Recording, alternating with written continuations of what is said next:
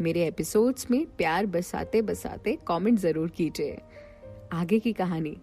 जी ma'am, Prachi ने हल्की सी आवाज में कहा। मैं उस दिन मीटिंग में थी।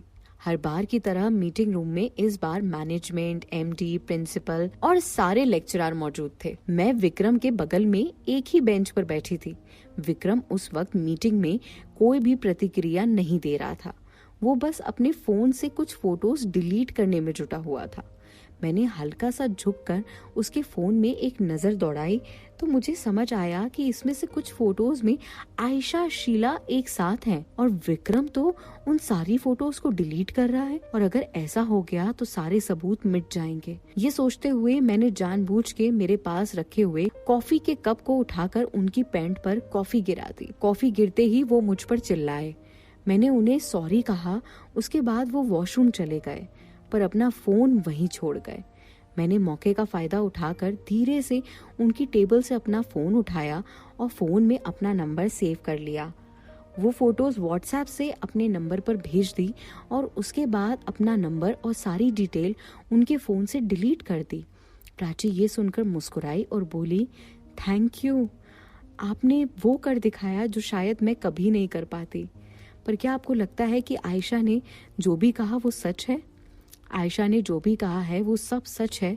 उसके भाव और एक्सप्रेशन साफ जाहिर कर रहे हैं कि वो सच बोल रही है। पर कोई बात तो है जो उसने हमसे छुपाई है। अगर मेरे पास उसका भी सबूत होता तो मैं उसे डरा धमकाकर वो बात भी पूछ लेती। पर अभी हमारे पास उसके खिलाफ कोई सबूत नहीं है।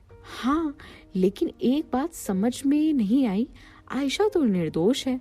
आयशा ने तो शीला के साथ कुछ नहीं किया।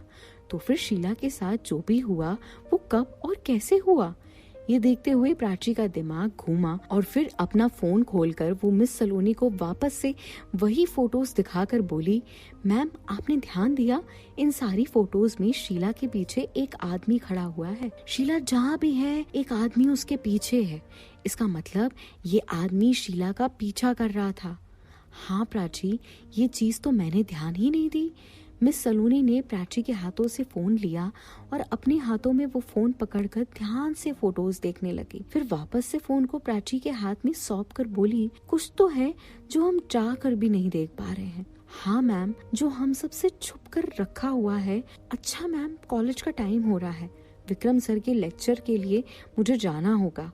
आपसे बाद में मिलूंगी। ये कहते हुए प्राची उठी और वापस अपनी क्लास में चली गई। मिस सलोनी प्राची के जाने के बाद भी वहीं बैठी रही। कुछ सोचते सोचते थोड़ी देर बाद उन्होंने अपनी मुंडी हिलाई और फिर वेटर को बुलाकर एक कॉफी लाने को कहा। प्राची कॉलेज की ओर चली गई और क्लास में पहुंची तो मधु ने उसे टोकते हुए कहा, कहाँ गई थी तुम? हम साथ कॉलेज आए थे, उसके बाद अचानक तुम कहाँ गायब हो गई? पता ही नहीं चला। क्लास में भी लेट आ रही हो। ये सुनकर प्राची ने अपनी किताबें टेबल पर रखी और बोली, कहीं नहीं, बस वो प्रिंसिपल सर ने बुलाया था और उसके बाद तेरे लिए पिज्जा ऑर्डर करने गई थी। क्यों, कुछ हुआ क्या? मधु हैरान होते हुए बोली, अरे नहीं, बस काम था। प्राची ने बोर्ड से नोट्स कॉपी करते हुए कहा। प्राची की बातों से मधु को उस पर शक हो रहा था। वो समझ रही थी कि कुछ तो है प्राची जो उससे छुपा रही है, पर ऐसा क्या है जो वो मधु को नहीं बता रही है? ये सोचते सोचते उसकी नजर आयशा पर पड़ी तो उसने देखा कि आयशा मधु को इशारे में अपने पास बुला रही है। मधु ने उस टाइम आयशा के इशारे को कोई रिएक्शन नहीं दिया और चुपचाप बैठकर खुद भी नोट्स कॉपी करने लगी। लेकिन आयशा को मधु पर बहुत गुस्सा आ रहा था। लेक्चर खत्म होने के बाद मधु जब क्लास से बाहर निकली, उसे कॉरिडोर में पीछे बुला लिया। मधु एक ही झटके में खिंचकर उस कॉरिडोर के पीछे गई तो देखा सामने आयशा खड़ी है। मधु ने गुस्से में अपनी नाक फुलाते हुए आयशा की तरफ देखकर कहा, आयशा तुमने मुझे ऐसे क्यों खींचा? तो क्या करती, तुम तो मेरी बात सुन ही नहीं रही थी। ऐसी कौन सी बात मैंने नहीं सुनी तुम्हारी जिसके लिए तुम इतना इंतजार नहीं कर पा रही थी? मधु, मुझे लगता है कि इस बार फिर मिस सलोनी के साथ मिलकर तुम्हारे लिए प्राची कुछ प्लान कर रही है। तभी तो वो आजकल तुमसे ज्यादा बात नहीं करती, तुम्हें कुछ बताती भी नहीं है, तुमसे छिप कर रहती है, तुम्हें बिना बताए कहीं चली जाती है। ये सब क्या है? आयशा ने मीठी मीठी चुपड़ी बातों में मधु को अपने जाल में फंसाया। हालांकि मधु अब ऐसा कुछ करना नहीं चाहती थी, लेकिन आयशा के भड़कावे ने उसके दिमाग को सच में शक्तिहीन बना दिया था। उसके अंदर कुछ सोचने समझने की शक्ति कम हो गई थी। उसने आयशा के भड़कावे में आकर आयशा के कहे मुताबिक रूम पर पहुंचकर सबसे पहले प्राची को एक तमाचा मारा। मधु पहले भी प्राची को एक बार तमाचा मार चुकी थी आयशा के भड़कावे में आकर। उस दिन तो सबके सामने प्राची ने मधु से कुछ नहीं कहा था, लेकिन आज ऐसा नहीं होने वाला था। मधु के तमाचे की आवाज पूरे कमरे में क्या पूरी कॉलोनी में गूंज रही थी। उसकी 5 उंगलियों के निशान प्राची के गोरे गालों पर साफ झलक रहे थे। प्राची ने अपने गालों पर हाथ हटाकर गुस्से में मधु की ओर देखा और कहा, क्या था मधु ये? मधु ने अपने दोनों हाथों को फोल्ड करते हुए अपनी कड़वी जुबान से कहा, तुम मिस सलोनी के साथ मिलकर मेरे खिलाफ कौन सा षड्यंत्र रच रही हो? मधु के मुंह से ये बात सुनकर प्राची समझ गई कि फिर से आयशा ने इसे भड़काया है। वो अपने चेहरे को आईने में देखते हुए बोली, ओह, तो आयशा ने तुम्हें फिर से भरा हुआ है? मधु, तुमसे तो बात करना ही बेकार है। अरे तुम्हें जब मुझसे ज्यादा आयशा पर भरोसा करती हो तो जाकर उसी से पूछ लो ना कि उसने मुझे तुम्हारे खिलाफ कौन सा षड्यंत्र बनाते हुए देखा है। मुझे अपनी कुटिलता भरी बातें में ना फंसाओ, साफ साफ बताओ कि तुम मेरे खिलाफ क्या करने जा रही हो। प्राची ये सुनकर अपनी जगह से हटकर पीछे मुड़ते हुए बोली, मुझे तुम्हारे खिलाफ कुछ करना होता तो मैं उसी दिन कर देती, जिस दिन मुझे ये पता चला था कि तुम मेरे लिए कौन कौन से षड्यंत्र रच चुकी हो। तुमने मुझे कौन कौन से झूठ बोले हैं, तुमने मेरे साथ क्या क्या किया है और निखिल को पाने के लिए तुम किस हद तक गिरी हो। प्राची के मुंह से अपना सारा सच सुनकर मधु चौंक गई। प्राची को ये बातें कैसे पता चली? वो अंदर ही अंदर सोचने लगी। उसने तो कभी ये बातें प्राची के सामने नहीं की थी, फिर इन बातों का पता प्राची को कैसे चला? ये सोचते हुए मधु ने अपनी नजरें उठाई तो प्राची अपनी आंखों में आंसू भरते हुए बोली, क्या सोच रही हो? यही ना कि मुझे ये सब कैसे पता चला? तो सुनो, उस दिन जब मैं कॉलेज से लौटी थी और निखिल तुम्हारे साथ नशे में बेड पर लेटा हुआ था, उसी दिन मैंने तुम्हारी बातें सुन ली थी, पर मैं नहीं चाहती थी कि तुम्हें सुनाऊं या कुछ कहूं, क्योंकि मैं जानती थी कि मेरी मधु ये सब नहीं कर सकती।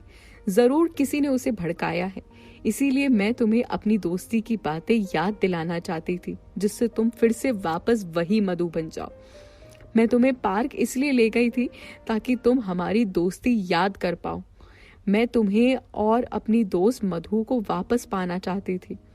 प्राची के मुंह से ये प्यार भरी बातें सुनकर मधु को अंदर ही अंदर गिलानी होने लगी थी। उसकी आंखों में पश्चाताप के आंसू दिखाई दे रहे थे। और सुनो, ये कहते हुए प्राची बोली, तुम जानना चाहती थी ना कि ऐसा क्या है जो मैं तुमसे छुपा रही हूँ? तो सुनो, शीला पाठक जो गायब हुई है, तुम जानती हो ना? मधु ने बिना कुछ कहे बस अपना सर हिलाया। वो गायब हो गई है। किसी का मानना है कि वो भाग गई है और किसी का मानना है कि वो शहर छोड़कर चली गई है। पर क्या तुम्हें पता है कि वो लड़की कहाँ गई है? तुम्हें क्या? किसी को भी नहीं पता। असल में उस लड़की के साथ बहुत गलत हुआ है। किसी ने उसका मर्डर किया हुआ है और इन सब चीजों का शक मुझे विक्रम पर है। विक्रम सर बहुत पहले से शीला पर गंदी नजर रखे हुए थे। तुम तो जानती हो वो कितने बदतमीज और बेहुदा इंसान है। लड़कियों के साथ छेड़खानी और बदतमीजी करना उनका पेशा है।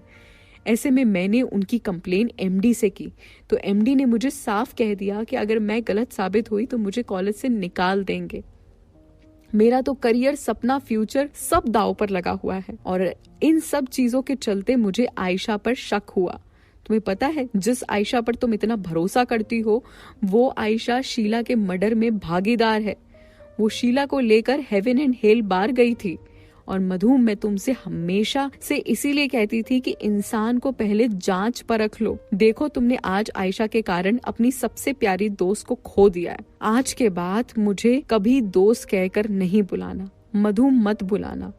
प्राची रोते रोते बेड पर उल्टी गिर गई और चादर को अपनी मुट्ठी में दबाकर जोर जोर से रोने लगी। अब आगे क्या होता है, इनकी दोस्ती का क्या होता है, ये सब जानने के लिए अगले एपिसोड का इंतजार कीजिए।